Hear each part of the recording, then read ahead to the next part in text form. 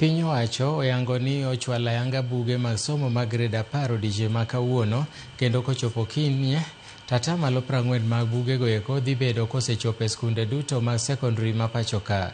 Kaka Judith Omondi lero, ma biro e kinde ma jogo chapa mag buge buogo ni ka ok omigi gopgi ma hao bilion 6 ma piny owacho dong' godo, tata malo 60 mag buge modong' ok gibi chwal e skunde.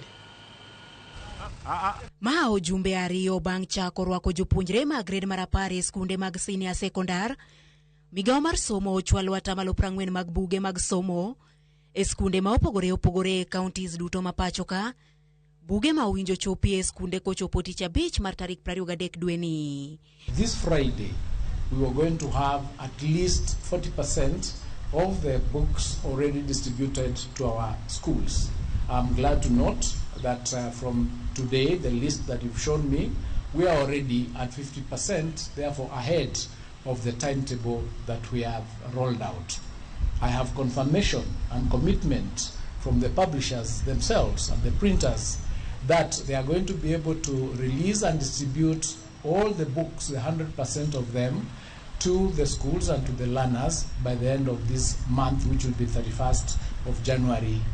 Kit somo ma otisi ni community service kata tiyo ne oganda, modern technology ma en mar lony mar nyasani, aviation ma en mar weche ndege, weche pure kit somo mamoko gin lai ma idhi chiwi e senior sekondar kalure gi buge ma ogo chapa. Ka jatatije mar duol ma puodho gige somo KICD Professor Charles Ongondo koni japuonjre ka japuonjre dhi yudo buge ariyo ne kit somo ka kit somo.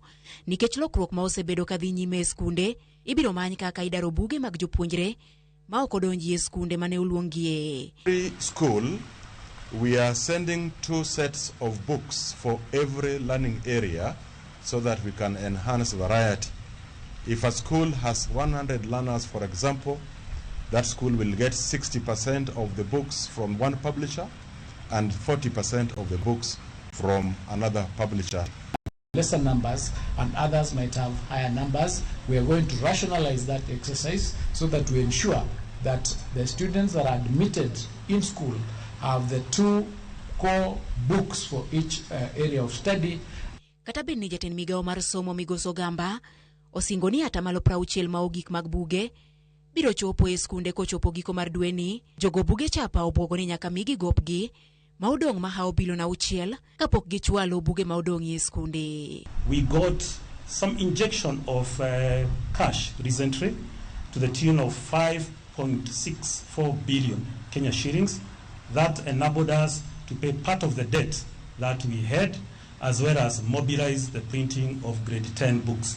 We believe that the other balance will be coming soon because we need to first distribute, take the delivery notes to KICD, and then get the remaining 60% for grade 10. There is no reason for you to worry or hold back and say we have supplied maybe 40%, we shouldn't until we get paid. We are going to